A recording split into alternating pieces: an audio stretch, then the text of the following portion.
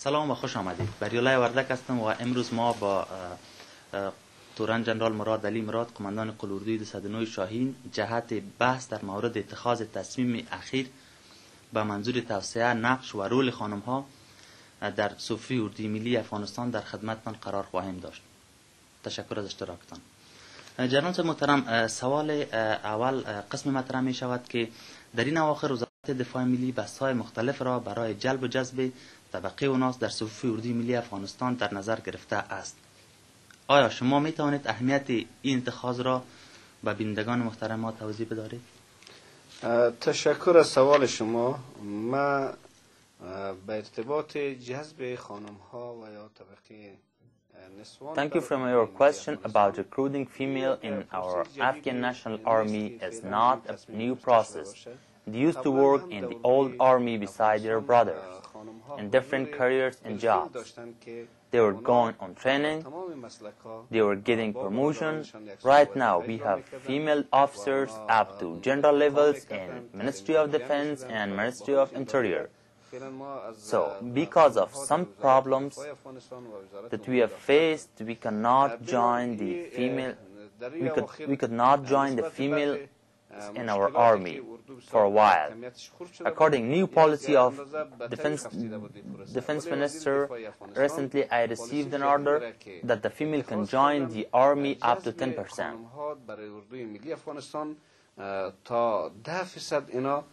میتونن که در اردوی ملی افغانستان خانم ها را جذب بکنن.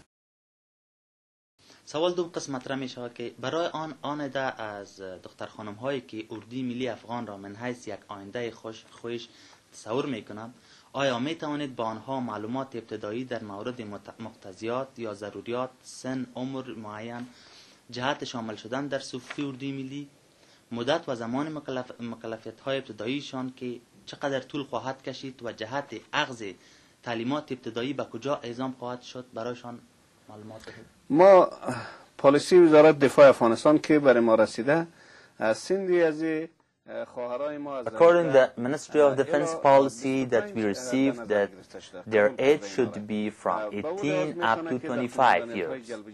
They can come to our recruiting offices after they finishing their paperwork. They will be sending to Kabul for 6 months. During their training, the Ministry of Defense will pay them 5,000 Afghanis per month. After they finish their training, they will have officers rank. They will be placed at Ministry of Defense headquarters and different corps headquarters on different jobs. فارغ میشن و در قطعات و قرارگاه وزارت دفاع و قطعات اردوی ملی افغانستان نظر به لزوم دید اینا تقسیمات خواهد شدن و اونا وظایفشون اجرا خواهد کردن. یک سوال دیگه قسم مطرح میشه که چه نوع فرصت ها برای دختر خانم هایی که در اردوی ملی افغانستان موجود است، با وجود موجود بودن فرصت های دیگر چرا خانم ها باید اردوی ملی را آینده خودش انتخاب نمایند؟ ما به خاطر از اینکه این یک معمول است در کل دنیا که خانم ها It is a natural thing in all the world. All the females have a specific existence in a society. In Afghanistan, the female had a real existence beside their brothers in different situations. Right now, the opportunity which the female got, they can have the same privilege which their brothers have. Like they can use their off days, they can use the special off times when they are giving birth to their child. They will get promotion like other officers, and at the end they will get retired.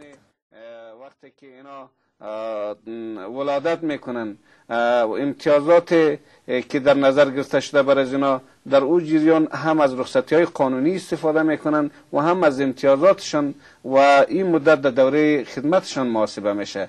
با اون لحاظ اینا مثل سایر منصوبین اردوی ملی افغانستان ترفیع میکنن، ارتقا میکنن و تقاعد میکنن.